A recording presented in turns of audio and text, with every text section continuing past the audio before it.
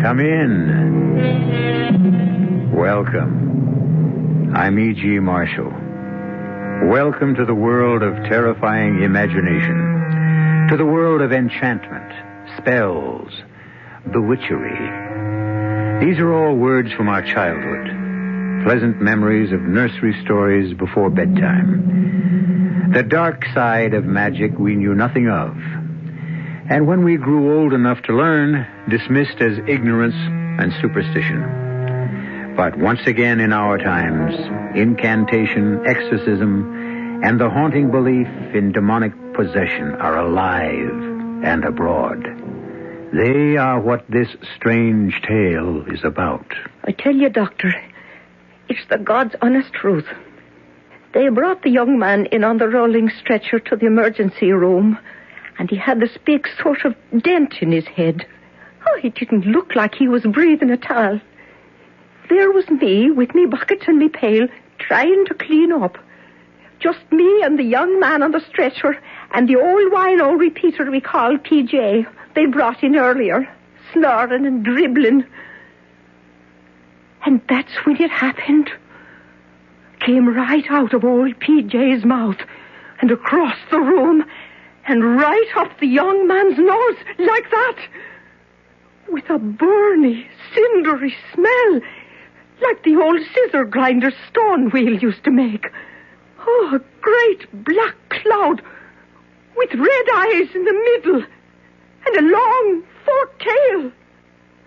Oh, I'd take an oath of it on me mother's grave. It was the devil himself.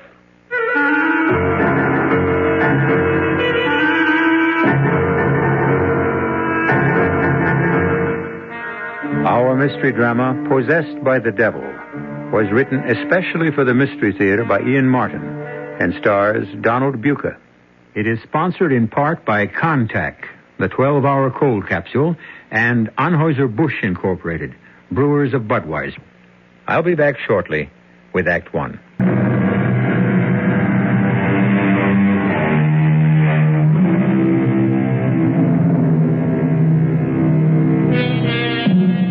From the beginnings of history, it is there in some form.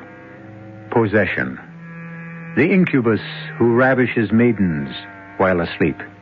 The succubus who tempts man into seduction in his dreams. The Dybbuk, that lost soul who dies before his time and is compelled to wander in space till he can steal a body to live out his allotted years. Fact? Superstition? Hallucination? Here is such a modern legend. You be the judge. Okay, Doctor, an IV setup for old Wally Wino here, glucose, and start it right away. Yes, Dr. Daniels. Oh, he don't look like he's long for this world. He hasn't got a cell he hasn't drowned in alcohol. His liver is like a washboard. But I'm not sure I concur with your diagnosis, Mrs. Gideon. Still, I don't know this time. Another emergency. And this is supposed to be the quiet hour. Do you want me to get out for a while, Doctor? I'm near finished. No, go ahead with your cleaning. Just don't get run over by the stretcher. Put him over here, boys. Now, what have you brought me this time? Oh, you poor old souse. Dead to the world's the word for you, all right. You got me sympathy. With my arthritis, many's the time I've been tempted to have a go at the hard stuff myself. Oh, but thanks to sweet Mary, she's held me back. A little sacramental wine to ease me bones keeps me going. I had a few tonight, I can tell you. Oh, but there's always them breath sweeteners to take it away, I hope. Well, how's your patient, Mrs. Gideon? Oh, Doctor, I hope he's not a Catholic. The father might never make it in time. How's yours? Oh, mine's out of my league. What I need is a brain surgeon. Speak of the devil, Considine just walked past the door. Dr. Considine. Dr. Considine, sir, I've got an emergency here. Mother of heaven. And me here alone with two near corpses. I didn't see it. I couldn't have. Oh, but I did. I seen it. Oh, the good saints preserve me. Hey there, Mother. Well, where am I? Oh, in the Mercy Hospital. Oh, you shouldn't be getting up. Oh, ma'am, you're sure a different kind of nurse. Oh, I'm no nurse. I'm the cleaning woman. Oh. And you hadn't oughtn't to be sitting up, not with that clout on the head someone's after giving you. Huh? What clout on the head? Why, that great big dent as big as a soap plate they brought you in with. What are you talking about? I'm late for the operating room already. Dr. Considine, he has a depressed skull fracture. I don't even know if he's still alive. Good Lord, what are you doing on your feet? Dr. Considine, will you help me get him back on the... Hey, hold up. Wait a minute. Look, there's nothing wrong with me. Mister, an ambulance just brought you in here with a skull fracture. You were out cold in deep shock. But there's nothing wrong. There's nothing the matter with my head. Look. Holy mother. Excuse me, Mr. Mike. Michael Damon. Oh, well, I'm Dr. Considine, Chief of Neurological Surgery here at the hospital. Would you mind sitting down on this chair for a second and letting me check you out? Oh, sure, Doc. Look, I've got to admit I don't remember how I got here to the hospital, so maybe you ought to have a look at me. Mrs. Gideon, what's the matter with you? You look like you just saw a ghost. It wasn't no ghost, sir. Dr. Daniels, get over here. Yes, sir. Would you mind casting your eagle eye over the back of this young man's head and show me one scintilla of evidence of skull fracture or concussion? Doctor, all I know is Jake Bronstein brought him in on the wagon and he had a decompressed area you could have laid your hand in. That's right, sir. I saw it myself. Someone here has been drinking. Daniels, look. If this is your idea of a joke, No, never mind. We'll discuss this later. Mr. Damon? Yes, Doctor? For your own protection as well as the hospital's, may I suggest that we take some x-rays of your head? Oh, nurse. Yes. You can let Dr. Daniels take over on the IV with the old man. And wheel Mr. Damon straight to x-ray. I want a full set of head plates. Yes, Doctor. Now, Mr. Damon, there are a couple of questions I'd like to ask you. Excuse me, sir. Dad? Mike, are you all right, son? Oh, I feel fine, Dad, except for a headache. Oh, Dr. Considine, this is my father, Reverend Damon. Oh, how do you do? Nurse, can we get going? Yes, Dad, what happened?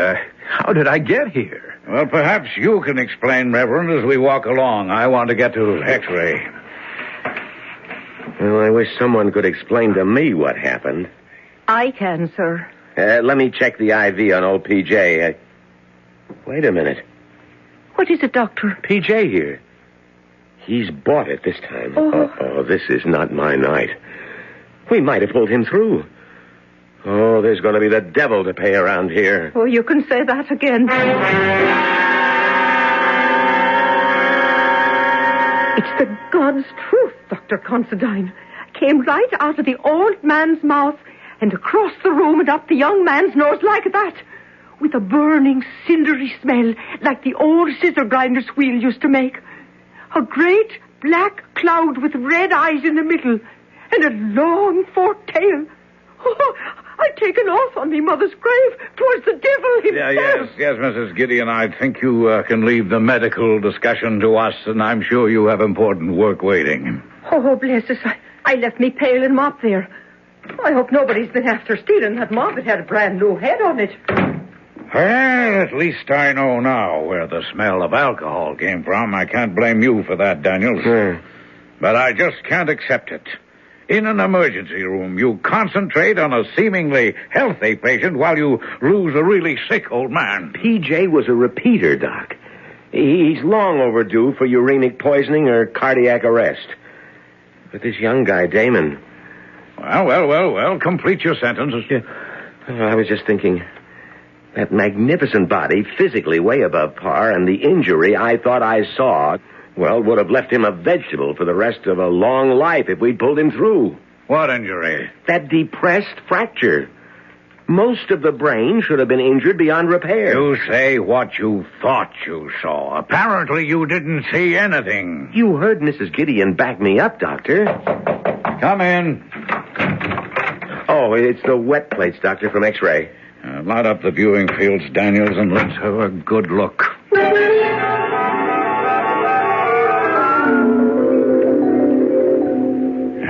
Satisfied? Well, sir... Oh, somebody gave him a knock on the head, all right. There's some exterior evidence of that, but of any fracture? None I can see. Well, you're the doctor of record. Shall we send him home? I see no reason not to. Okay. Now I'd better get up to OR.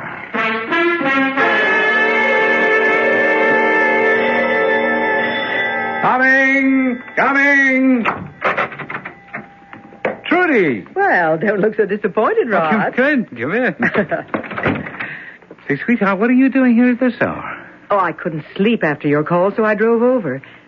Is Mike back from the hospital? No, I thought the bell was Dad and Mike. They're on the way home right now. How come you didn't go to the hospital? Well, we've been trying to get in touch with Anton Azarak. Oh? So Dad thought one of us should be here in case he called back. Oh. I mean, to find out what happened. Yeah.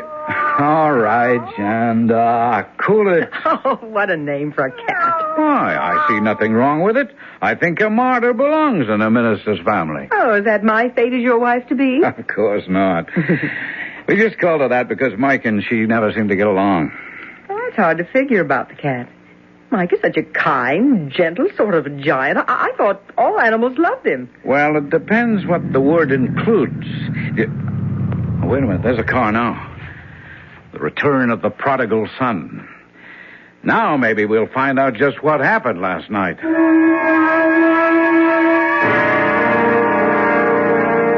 And that's honestly all I can tell any of you. You were making a fresh fire in the fireplace at 5:30 in the morning and straightened up too fast and knocked yourself cold on the underside of the mantelpiece? Well, what other explanation is there, Rod? Well, it is solid oak, and that big round ornamental sphere is a menace. I've regretted it every time I've bumped my own head on it. Yeah, but Dad, you never hit your head hard enough to knock yourself cold. Mike, why were you making a fire at that time in the morning? Well, I wasn't actually making one. I was replacing one. Professor Azarak was with me last night, coaching me for an exam I have coming up, and, well, he got cold. Oh, come on. It wasn't cold enough for a fire last night. Well, maybe when you went to bed, but we were up all night. And the professor's a pretty old man. What were you doing up at that hour in the morning, Dad? I really don't know.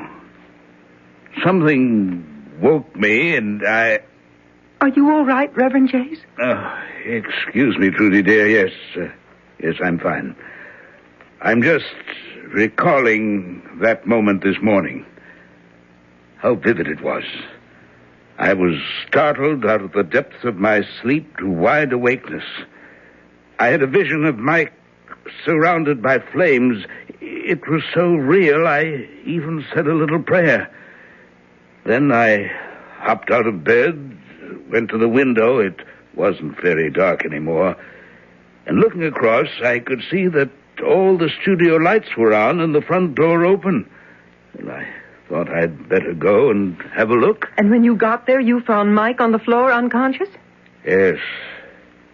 Lying on his face, white as a sheet, and deathly cold. Oh. Yeah, but what made you call the hospital? It's not like you to panic. Well, I realized that, but the back of his head looked as though he'd been felled by some superhuman mailed fist. It was all bent inward. I thought the hospital said Mike was all right. Oh, I am, Trudy. A clean bill of health. Nothing to worry about. My fault. It must have been an illusion, of course. Well, I think if the Inquisition is over, I'm going to make up on some sleep. Oh, that damn cat! I'd forgotten about her. Will you keep her in there away from me? What's the matter with her? Been a very strange night and morning, and I have a hauntingly uneasy feeling. You mean about Mike? About Mike. I hope the hospital was right to give him a clean bill of health. He doesn't seem himself at all. Not at all. Hello. Azarak? Michael. What the hell happened last night? Okay, not on the phone. I'm going to rest now. But you be sure to be here tonight.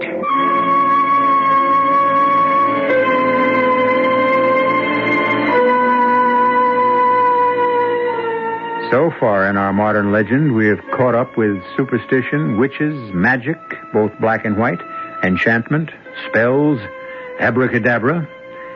Well, there are 2 more acts to come. I'll be back very shortly with Act 2.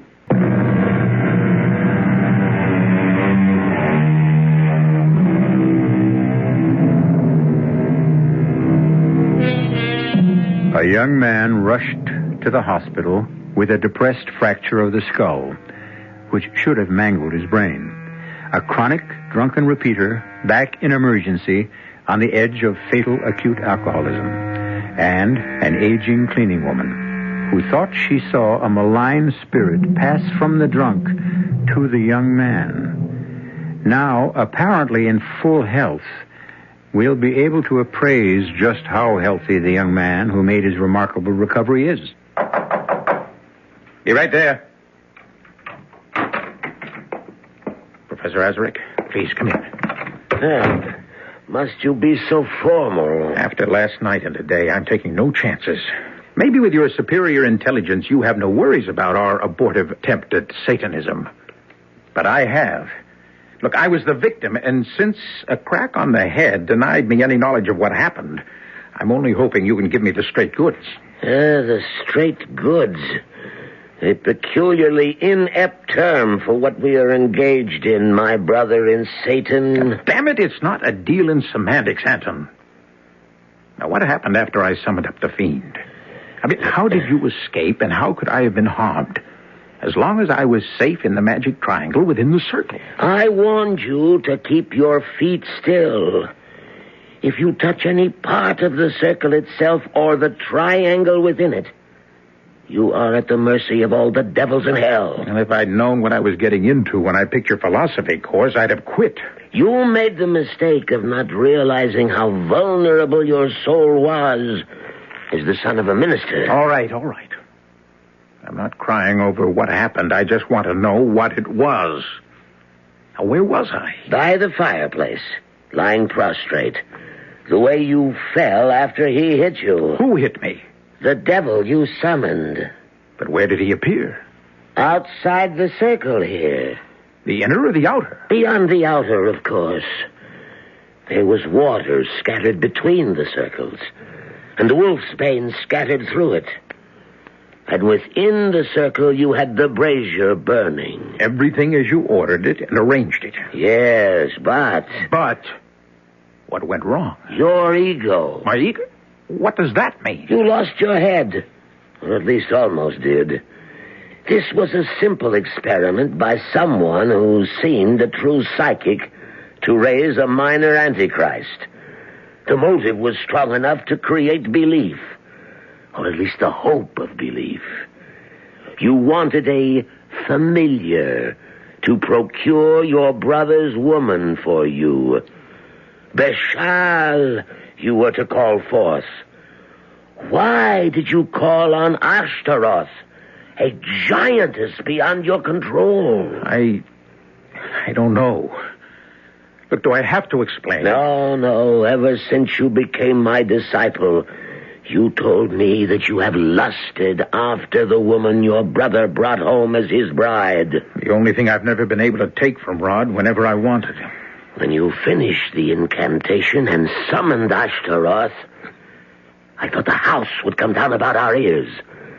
The earth rocked like the San Francisco quake. And suddenly she stood without the circle, a huge figure in chainmail and medieval armor. Meddler and slave, she said, how dare you summon me for your petty desires? Learn this lesson once, if not for all. Turn your face from me in shame. And as you turned, she reached out with her mailed glove and struck you on the top and back of your head. You dropped like a stone. Across the magic circles? They weren't designed for major devils. You swore no presence could cross them. Nothing but her arm and her fist. But it's 5 feet from that outer circle to the center of the triangle where I was standing. I told you the circle was for lesser demons. What happened after she struck me? The spirit disappeared. The room was clogged with smoke. I opened the door to let it out and came back to you. You had fallen almost into the fireplace. I pulled the rug back, arranged the furniture as best I could, and fled. I thought you were dead. Oh, I'm alive. Yes, but it's not possible. When I left you just before sunrise, you were dead. What witchcraft can do, it can undo. Whoever and whatever I am, I'm alive. Make no mistake about that. Goodbye, Anton. I don't need you anymore.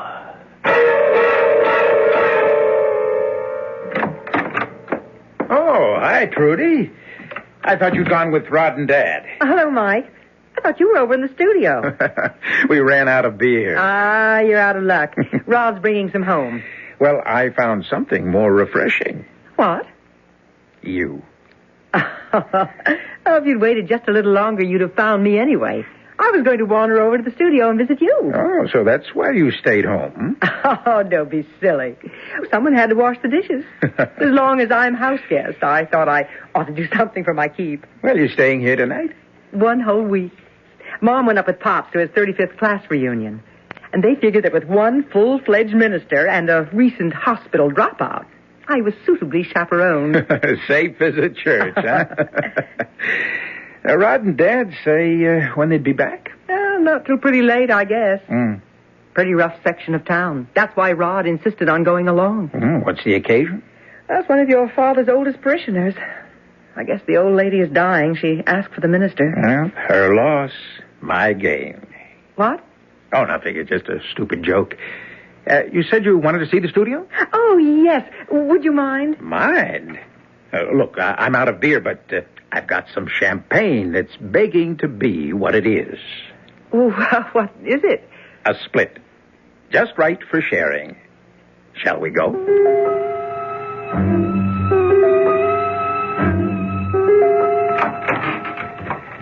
Well, won't you walk into my parlor, said Beelzebub to the flies. Oh, no, what's that supposed to mean? That is the advantage of a classical education. Aha. Beelzebub, god of the Philistine city of Ekron. You know, he was known as the Lord of the Flies. Why? Well, now there you've got me. Oh, he sounds horrid. Well, he wasn't very popular with Christians. In fact, they called him the Prince of Devils. Lord of the Flies. Mm-hmm. Ooh, it gives me the creeps. Here's something to chase your creeps away. Oh, I don't want that, Mike. It goes right to my head. Oh, just a sip. A good luck toast to sister and brother-in-law Hood. Our getting to know you party.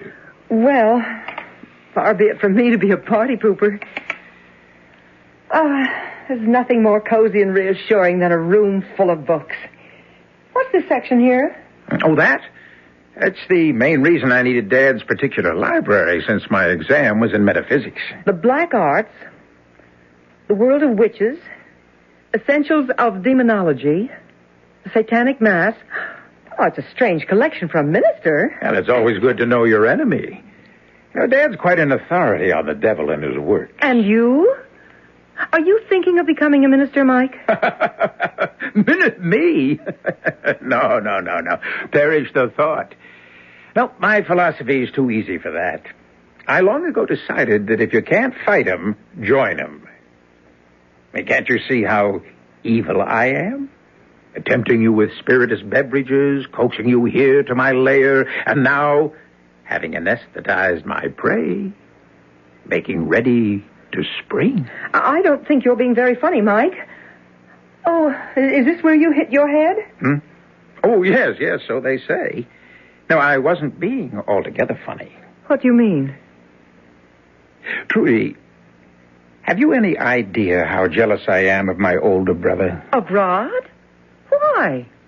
A month ago, or whenever it was, they turned up with you. My first thought was, why couldn't I find something like that? That's very flattering, Mike. But you're a little young for the big step. Not so young as you think. Perhaps. I don't care what you and Rod have been to each other. It was me you wanted. Still want. Only you're afraid of breaking your word. This is a joke. It's no joke. Mike, let go of me. You wanted me from the moment you laid eyes on me, just as I have you. Oh, you've been reading too many naughty books. Don't laugh. There's nothing funny about this. No, not really. Offensive. You're afraid of me. Don't be silly. Afraid of yourself. Now that really is the last straw. Test it. Fasten your mouth to mine. Wind yourself about me. Try forbidden love, and it will never let you go. No, Mike, let me go. You're hurting me. Oh, that's Rod home with your father. If you won't let me go, I'll scream. What are you going to tell them? Nothing. Nothing. I wouldn't want them to know what a pig you are. I think that blow on the head must have done more damage than you think. Mike, you better see a psychiatrist. Hi, Rod. Dad. Well, we didn't expect you. Ashtaroth. By Lucifer. I'll have you yet. Cowering at my feet like a slave. To use you once and destroy you. As I shall use your surrogate tonight. Whoever she may be.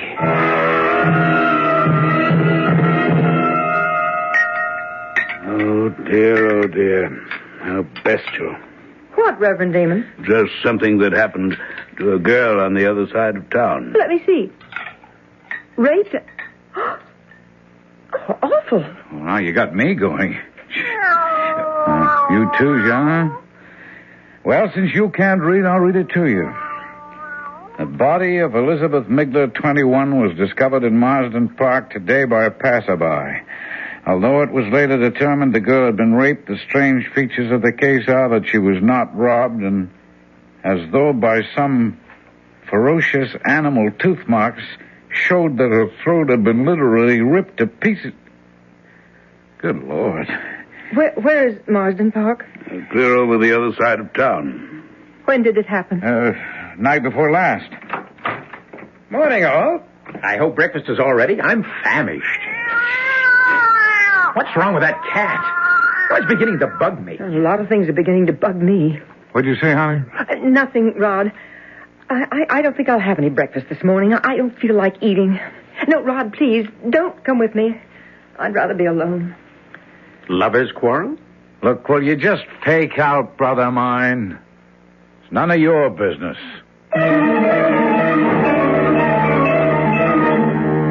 For Trudy's sake, for everyone's sake, would that it were. But, unfortunately, we know better. Or do we? The crime happened miles away. And the devil that may possess Mike is there only on the evidence of a tipsy charwoman. Who summons the devil never calls for him in vain. And once met, few are lucky to get rid of him again. I'll return shortly with Act 3.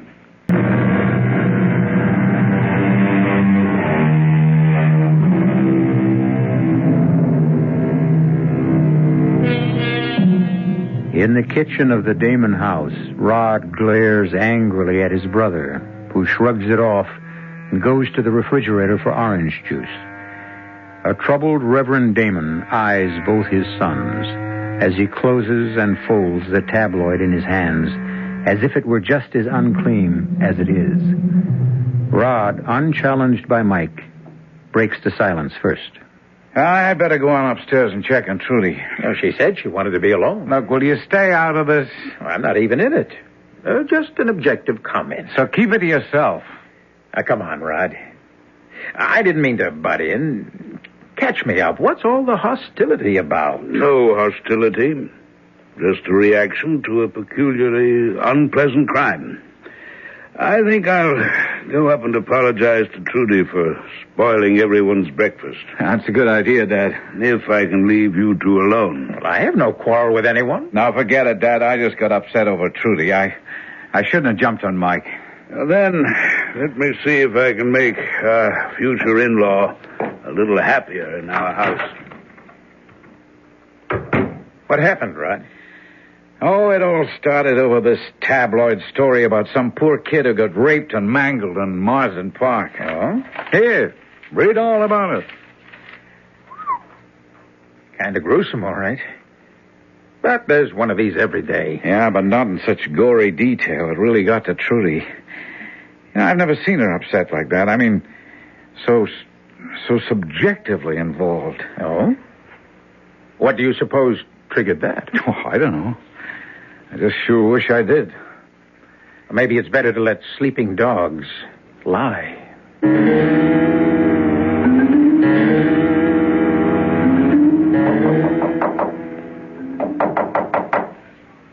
Who is it?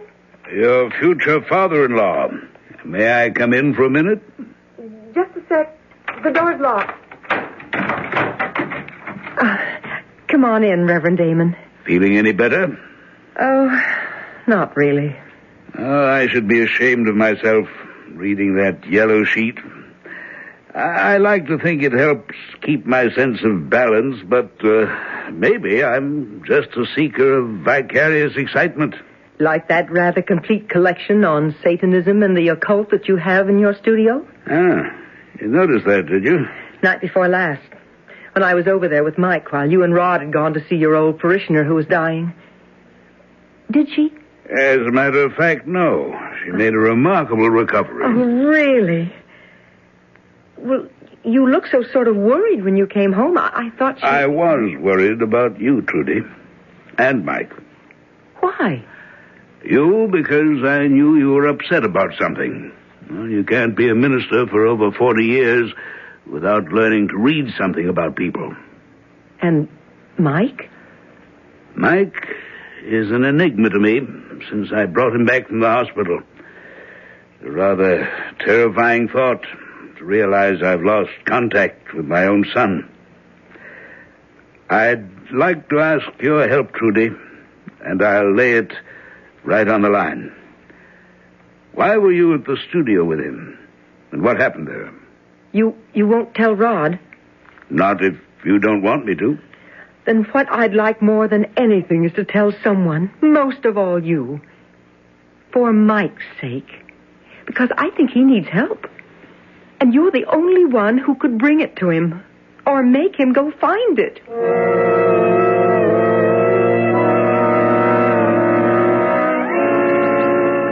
Well, Reverend Damon, this is a pleasure. I'm on my way to a class. Can we talk as we cross campus? Yes. Just, what is the name of your course that Mike is taking? Philosophy. Perhaps more specifically, metaphysics. Rather freewheeling. I mean, it's advanced, and we spend more time on the perimeters than we do on the core subjects. Just what were you and Mike up to that long night before his injury? I was coaching him for an examination. An examination in what? On what subject? Why, the class I teach, general philosophy. And you left before Michael was hurt? Good Lord, yes. Would I have left the boy if he were injured? Would you have fled the scene unless you were up to something dark and vile enough to stain your reputation? I am sorry your boy was hurt. I had no part in it. And I resent your holier-than-thou accusations. If you'll excuse me, I have a class waiting for me.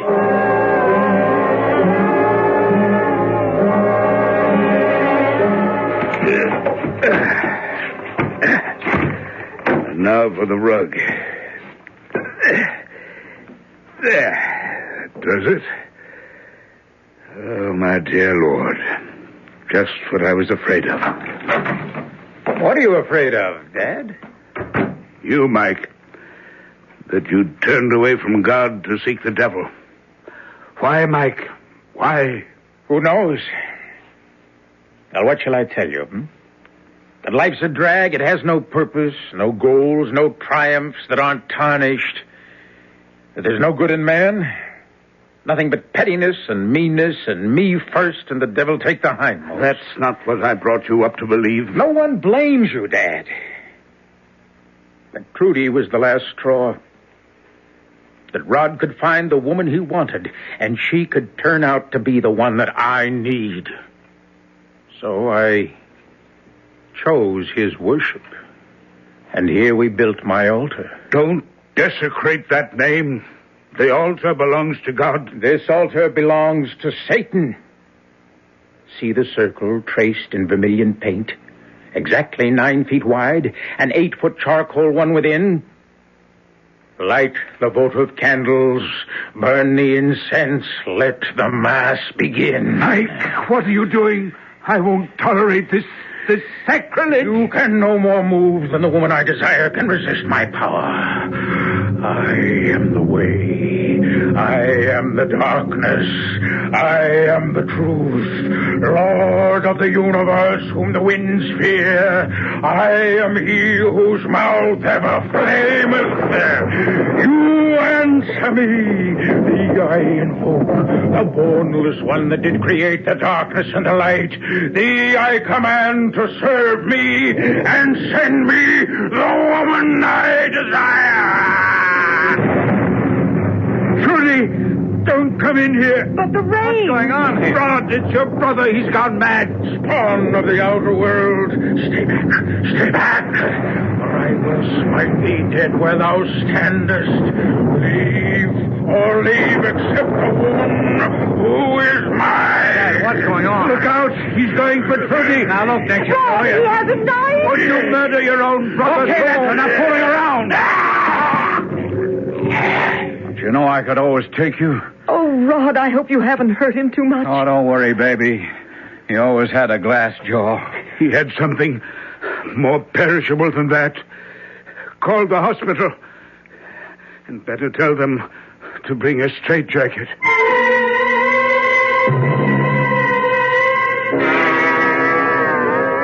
The top of the night to you, Mrs. Gideon. And what's that wee bottle in the paper bag? A little poteen? Nothing of the sort, Dr. Smart-Aleck. That's a noggin of holy water blessed by me own Monsignor, which I carry with me when I come near this place ever since 3 days ago. What happened to old P.J.? Did anyone ever turn up to claim him? No.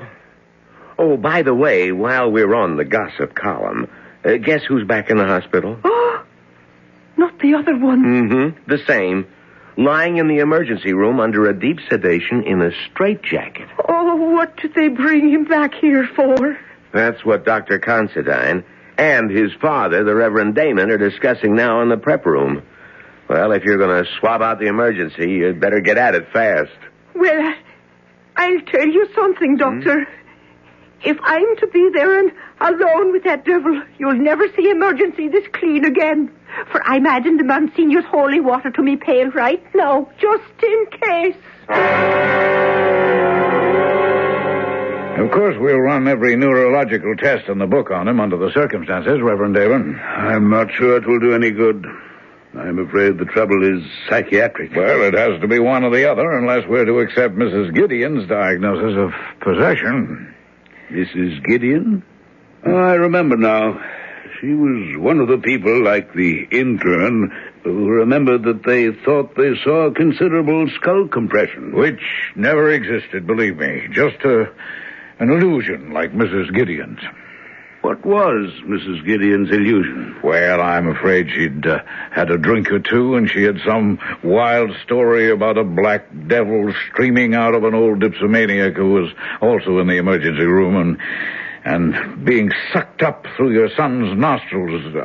I'm really even embarrassed to mention such nonsense. Come in.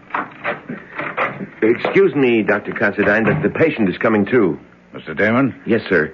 He's still in the straitjacket. I think, Reverend, if you don't mind, until we see what state he's in. I don't mind. You might as well both know that the police are by now well aware that my son was responsible for the violent death of a young woman the night before last while under the possession of whatever devils or devil owns him. Shall we go? By Nergal and Tammuz and Belphegor, no one can hem me in. I am Belial, Lord of the Flies, and your bonds cannot hold me. Good Lord. He's out of the straitjacket. I'll get help. What's going on here, Mrs. Goody? Oh, the Lord preserve us. It's the devil incarnate. Oh, stay away from him, Doctor. He'll burn you to a crisp with his fiery breath. All of you, stay away from him. Leave him to me. Michael, my son. Call me not by that filthy angel's name. Stay away, old man, for I carry death in my hand as a sword. Michael! I warned you. Oh, you administer man of the cloth. Get back! Get back! What happened? Oh, sure, 'twas the Monsignor's holy water. 'Tis as strong as life. Michael, no. All right, boys. All right, Daniels, you're too late. What? Excuse me, Reverend. Let me see. Daniels, come here. Yes, sir. Was that the depression you were talking about when this man was first brought in? Yes, sir. That's what I thought I saw. Well, at least it's what we all see now. But how? I haven't any answers. I only know... I'm sorry, Reverend Damon, but your son is dead. He hasn't been my son since his first visit here. The mercy of God is that whatever possessed him died with him. Thanks to this lady here. Oh, if I hadn't had the holy water, Oh, the Lord does move in mysterious ways. Don't he, Reverend Sir?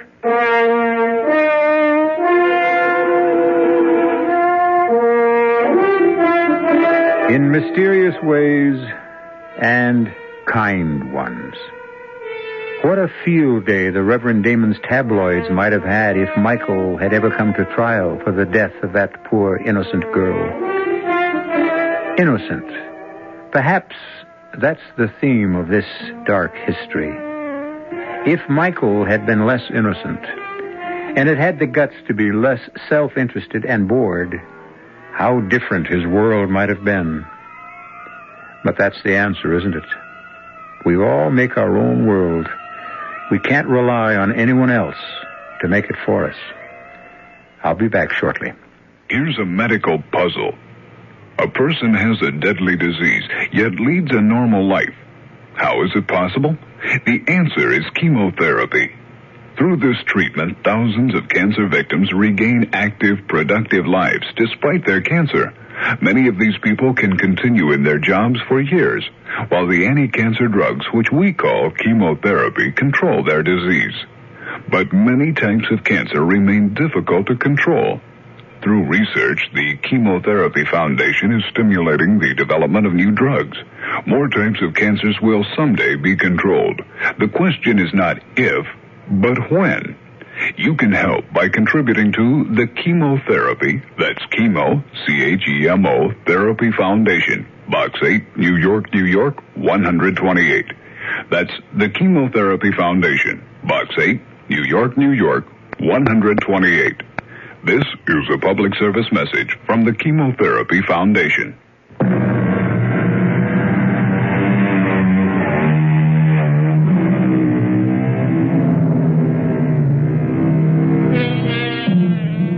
I suppose I should resist the impulse, but I have to admit I can't.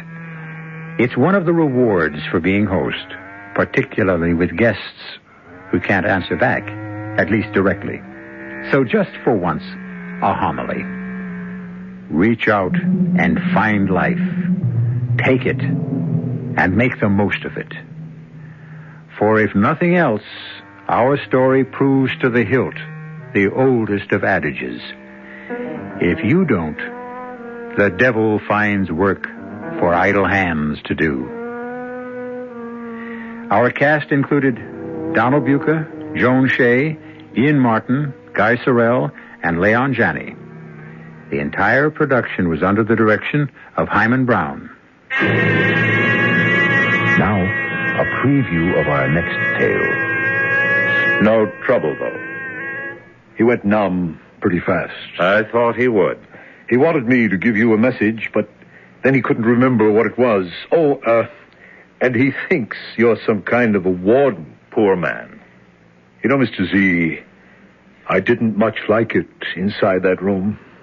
You knew you were coming out. Who ever dreamed up the black room anyway? I've no idea. Somebody must have. There's always been a black room, far as I know. Hell of a place. Yes. How long will he last, do you think? Matter of days. Weeks, possibly. Then what? He'll go mad. Or die. Wonder what he's doing now. Oh, counting by twos, then by threes, then by fours. Anything to keep from thinking. That's what they all do. Radio Mystery Theater was sponsored in part by Buick Motor Division. This is E.G. Marshall inviting you to return to our Mystery Theater for another adventure in the macabre.